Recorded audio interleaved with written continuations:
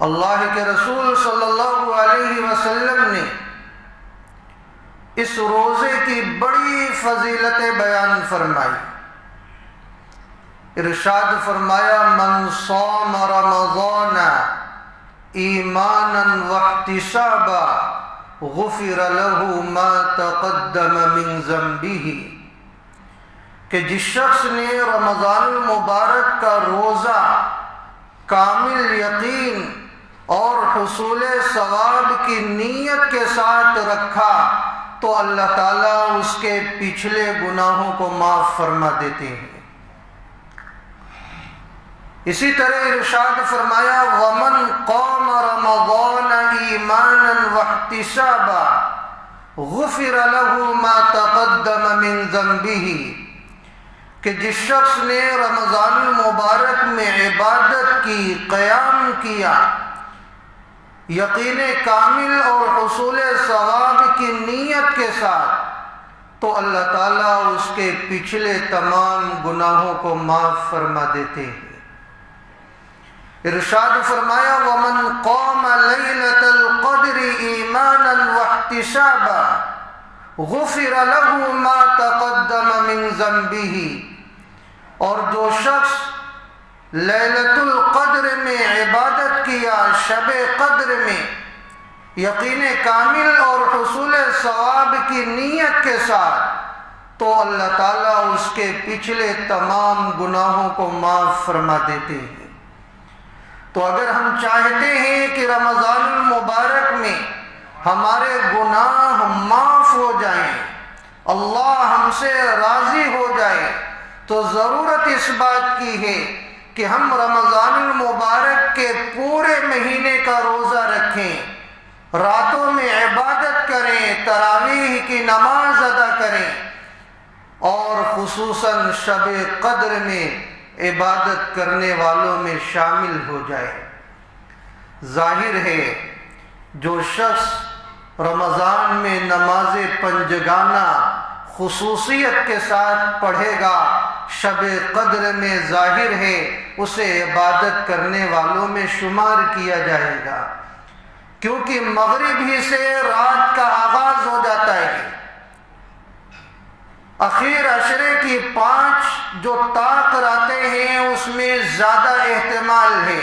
تو اگر کسی نے مغرب کی نماز ادا کیا، عشاء کی نماز ادا کیا، تراویح کی نماز ادا کی، اور وہ رات شب قدر میں سے ہوگی، تو ظاہر ہے یہ عبادتیں اس رات میں یہ انجام دینے والا ہو جائے گا۔ تو یہ ساری فضیلتیں اور یہ ساری عبادتیں اگر تھوڑی سی ہم توجہ دینے والے بن جائیں تو بآسانی انجام دے سکتے ہیں اور اس فضیلت سے بہرہور ہو سکتے ہیں۔ اللہ تعالیٰ شانہ کو اپنے بندوں سے کس قدر لگاؤ ہے، کس قدر پیار ہے۔ اللہ تعالیٰ یہ چاہتے ہیں کہ میرے بندے ایسے مہینے سے خوب فائدہ اٹھانے والے بن جائیں، اور میری رحمتوں سے، میرے عفو و درگزر سے، جہنم کے آزادی کے فیصلے سے یہ خوب فائدہ اٹھانے والے بن جائیں۔ اسی لیے اللہ تعالیٰ شانہ نے اولاً ہمیں یہ بتلایا ہے کہ تمہارا جو دشمن ہے وہ شیطان ہے۔ ان الشیطان لکم عدو مبین۔ اور ہم سب کو معلوم ہے کہ جب آدمی کو دشمن کے بارے میں معلوم ہو جاتا ہے تو اس سے اپنے آپ کو بچانا اور اس سے اپنی حفاظت کرنا یہ آسان ہو جاتا ہے۔ جب تک آدمی کو یہ پتہ نہیں ہوتا کون ہمارا دشمن ہے تو اس کے وار سے خود کو بچانا ذرا مشکل ہوتا ہے۔ اس لیے اللہ تعالیٰ شانہ نے ہمیں یہ بتلا دیا ہے کہ شیطان تمہارا کھلا ہوا دشمن ہے، لہذا شیطان کی مکاریوں سے، اس کی چال بازیوں سے، اس کے وسوسوں سے اپنی حفاظت کرتے رہنا۔ رمضان المبارک کا جب مہینہ آتا ہے تو اللہ تعالیٰ شیاطین اور سرکش جناتوں کو قید کر دیتے ہیں تاکہ اس مبارک مہینے میں میرے بندوں کو یہ بہکا نہ سکے، اس مبارک مہینے میں میرے بندوں کی عبادت میں خلل پیدا نہ کر سکے، اس مبارک مہینے میں میرے بندے جن نعمتوں سے استفادہ حاصل کرنا چاہتے ہیں اس میں یہ رکاوٹ نہ ڈال سکے، اللہ رب العزت شیطان کو قید کر دیتے ہیں۔ یہی وجہ ہے کہ رمضان المبارک کا پورا مہینہ نہایت نورانی اور روحانی بن جاتا ہے، اور 11 مہینے میں ایسے لوگ جو کچھ عبادت نہیں کرتے، ان لوگوں کو بھی اس ماہ مبارک میں کچھ نہ کچھ عبادت کرنے کی توفیق مل جاتی ہے۔ 11 مہینے میں جو لوگ نہایت جرات مندی کے ساتھ گناہ کیا کرتے ہیں، گناہوں پر بار بار اصرار کیا کرتے ہیں، اسی رمضان المبارک کے بابرکت مہینے میں ان گناہوں میں ان سے کمی ہو جایا کرتی ہے۔ تو اللہ رب العزت نے یہ سارے انتظامات فرمائے ہیں تاکہ میرے بندے صحیح معنوں میں رمضان سے فائدہ اٹھا سکیں۔ ارشاد فرمایا آپ صلی اللہ علیہ وسلم نے کہ جب رمضان المبارک کی پہلی رات آتی ہے تو اللہ تعالیٰ شیاطین کو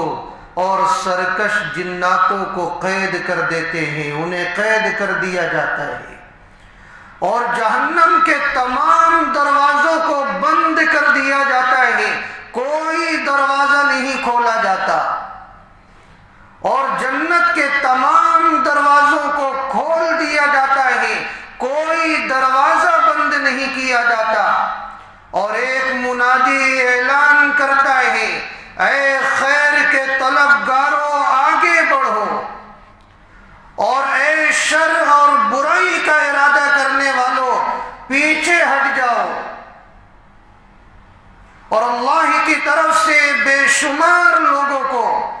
جہنم سے آزاد کرنے کے فیصلے کیے جاتے ہیں، اور یہ معاملہ ہر رات ہوتا رہتا ہے۔ رمضان المبارک کا مہینہ اتنا بابرکت ہے کہ پروردگار عالم اسی مہینے کی تیاری میں پورے سال جنت کو آراستہ کراتے رہتے ہیں، جنت کو سجایا جاتا ہے رمضان کے استقبال میں۔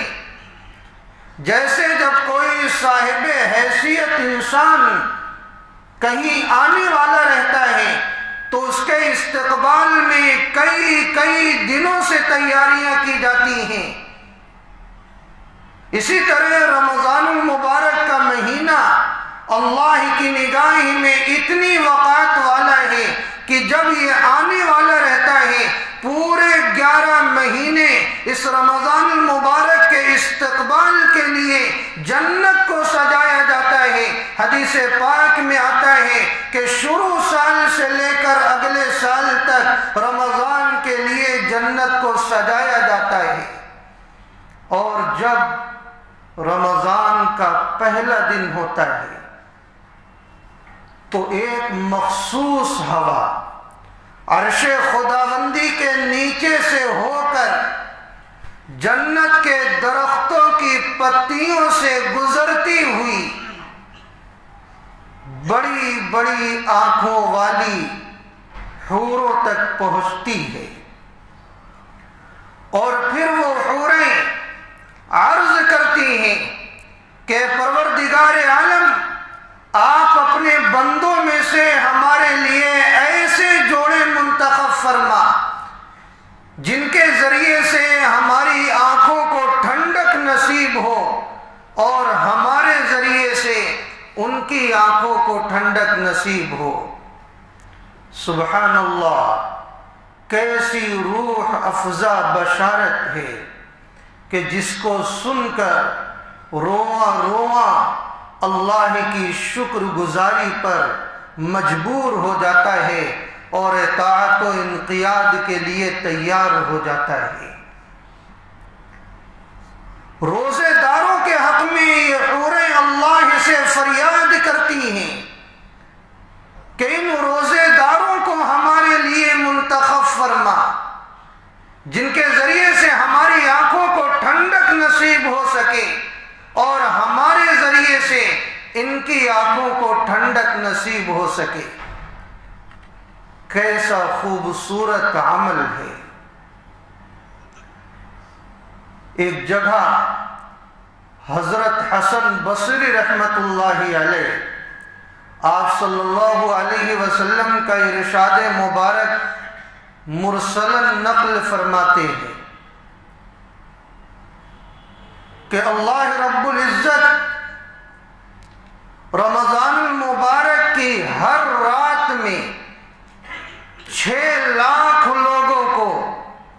جہنم سے آزاد فرماتے ہیں، اور جب آخری رات آتی ہے تو گزشتہ آزاد شدہ کے بقدر اس آخری رات میں آزاد فرماتے ہیں۔ آپ اندازہ لگائیں اور حساب و کتاب کر لیں، آپ کو معلوم ہو جائے گا کہ ہر رات میں اللہ کی طرف سے 6 لاکھ لوگوں کو آزاد کیا جانا، اور جب آخری رات آ جائے تو گزشتہ جتنے لوگوں کو آزاد کیا گیا ہے اس تنہا اور اکیلی رات میں اللہ تعالیٰ اتنے لوگوں کو اور آزاد فرماتے ہیں کتنے لوگوں کو جہنم سے آزاد کیا جاتا ہے۔ تو یہ مغفرت کا مہینہ ہے، اللہ کی رحمتوں کا مہینہ ہے، یہ خوب عبادتوں کا مہینہ ہے، اللہ کی عنایتوں کا مہینہ ہے، جہنم سے آزادی کا مہینہ ہے، جنت میں جانے کا مہینہ ہے، یہ اللہ کے نزدیک مقرب بندہ بننے کا مہینہ ہے۔ جو جتنا فائدہ اٹھا لے